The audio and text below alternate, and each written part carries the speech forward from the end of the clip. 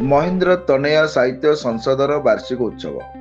ଗଜପତି ଜିଲ୍ଲା ପାଳାଖେମୁଣ୍ଡି ସ୍ଥିତ ସରସ୍ୱତୀ ଶିଶୁ ବିଦ୍ୟା ମନ୍ଦିରରେ ମହେନ୍ଦ୍ର ତନୟା ସାହିତ୍ୟ ସଂସଦର ବାର୍ଷିକ ଉତ୍ସବ ଅନୁଷ୍ଠିତ ହୋଇଯାଇଛି।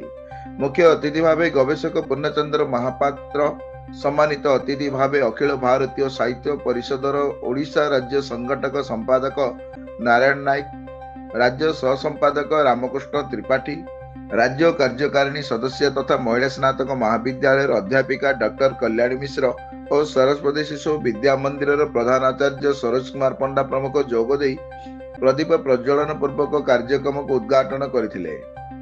राजेंद्र कुमार रथ अतिथि मानक मंच आवाहन करथिया बेले मनोज कुमार पटनायक स्वागत भाषण प्रदान करथिले।